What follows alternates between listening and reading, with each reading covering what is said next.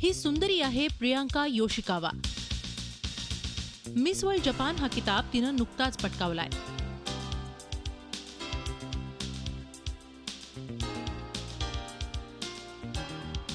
प्रियांकाचे वडील भारतीय आणि आई जपानी आहे। जपानी भाषेमध्ये बोलायचं झालं तर ती हाफू म्हणजेच मिश्रवर्णीय आहे आणि यामुळे सध्या जपानमध्ये वादंग माजलाय। सोशल मीडियावर प्रियांकाच्या विरोधात पोस्ट पडल्या। एक हाफू मुलगी जपानी महिलांचं आंतरराष्ट्रीय स्पर्धेत प्रतिनिधित्व कसं करू शकते असा प्रश्न उपस्थित केला जातोय। अर्थात या टीकेला प्रियांकाच्या लेखी किंमत नाही।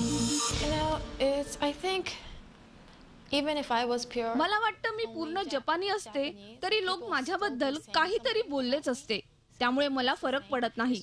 पण मी अर्धी जपानी असणं ही त्यांच्यासाठी आता समस्या झाली आहे। प्रियांकाला इतका विरोध होण्याचं कारण आहे गेल्या वर्षीची miss world Japan Ariana Miyamoto ही गतवर्षीची विजेती देखील जपान्यांसाठी हाफूच आहे।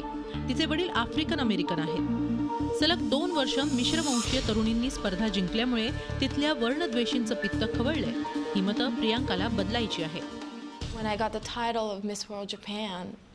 मला मिस वर्ल्ड जपानचा खिताब मिळाला ही सुरुवात आहे। माझ्यावर जबाबदारी आहे। मिश्रवर्णीय म्हणून निवडली गेलेली मी दुसरी आहे, त्यामुळे काहीच बदल न घडवता मी सोडून देऊ शकत नाही। मला यासाठी काम करावं लागेल। मी लढत राहीन। Being crowned as a mix for the second time, so I want to continue doing that. So yes, I am a fighter. Yeah. प्रियांकाकडे हत्तींना प्रशिक्षित करण्याचा परवाना आहे आणि ती अमॅच्युअर किकबॉक्सरही आहे। मिस वर्ल्ड स्पर्धेच्या 65 वर्षांच्या इतिहासात एकही जपानी तरुणी हा किताब पटकावू शकलेली नाही। प्रियांकाने ही कसर भरून काढावी आणि टीकाकारांना चोख प्रत्युत्तर द्यावं ही शुभेच्छा। Bureau report, Zee media. Zee 24 तास रहा एक पाऊल पुढे।